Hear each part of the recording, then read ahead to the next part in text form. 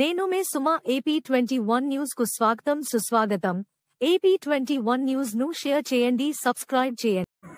అనంతపురం జిల్లా గుంతకల్ పట్టణంలో APUWJ ఆధ్వర్యంలో నూతన కార్యాలయం ప్రారంభించారు. ఈ కార్యక్రమానికి ముఖ్య అతిథులుగా జిల్లా అధ్యక్షులు కార్యదర్శి మహమ్మద్ అయూబ్, ఎలక్ట్రానిక్ మీడియా జిల్లా అధ్యక్షుడు జగదీష్, కోశాధికారి చౌడప్ప పాల్గొన్నారు.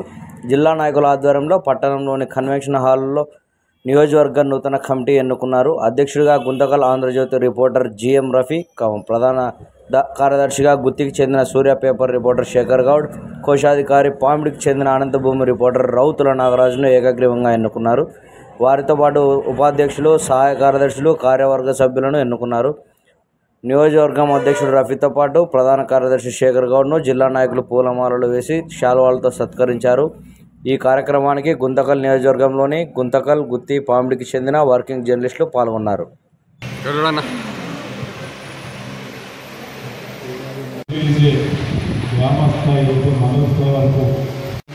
దాన్ని మరోసారి పునరుద్ధరించుకుంటూ ముందు నుంచి కూడా ఏదైతే చెప్పినట్లయితే ఆధ్వర్యంలో యూనియన్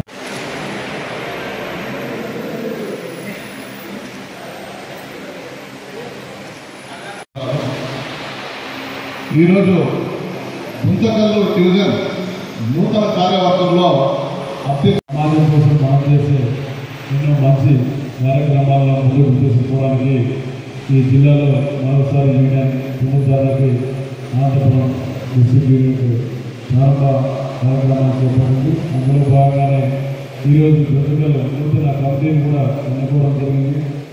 ఇప్పటికే ఉరవకొండ, రాయదుర్గం నియోజకవర్గాల కమిటీలు పూర్తయ్యాయి. త్వరలో జిల్లా వ్యాప్తంగా కూడా కమిటీలు పూర్తి చేసుకుని ఎక్కడికెక్కడ మన యాక్టివిటీస్ నిరంతరం కొనసాగుతాయని చెప్పి తెలియజేస్తుంది.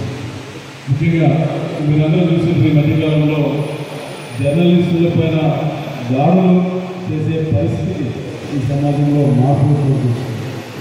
ఒకప్పుడు ఎక్కడైనా దాడులు జరిగితే, ఎవరి మీద ఏదైనా అవేక్షం జరిగితే, ఏదైనా అన్యాయం జరిగితే కష్టాలు ఎవరుంటారంటే జర్నలిస్టులు.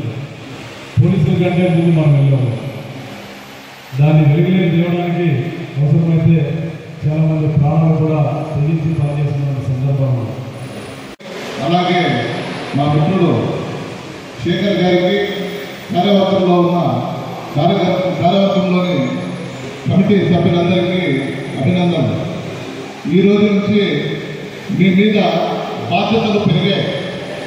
మీ బాధ్యత ఇక మా సభ్యులందరినీ కాపాడుకోవడం, ప్రజాస్వామ్యంలో కీలకంగా వ్యవహరించి ప్రజాస్వామ్యాన్ని రక్షించుకోవడం మీ బాధ్యత. అదేవిధంగా ప్రస్తుతం మనం ప్రజాస్వామ్య వ్యవస్థలో ఉన్నాం. ప్రజాస్వామ్యం అంటే ఏంటో ఫస్ట్ పాలకులు తెలుసుకోవాలి. తెలియకుండా నియంత్రణతో కూడా వ్యవహరిస్తున్నారు. ప్రజాస్వామ్యంలో ఎన్నికైన తర్వాత పాలకులుగా ప్రమాణాలు చేస్తారు. ప్రజాస్వామ్యాన్ని కాపాడతాం, రాజ్యాంగానికి కట్టుబడి ఉంటాం. రాజ్యాంగంలో ఏముంది? భావ ప్రకటన స్వేచ్ఛ, వాక్ స్వాతంత్రాన్ని కట్టుబడి ఉంటామని. అందులో పుట్టుకొచ్చేదే జర్నలిజం.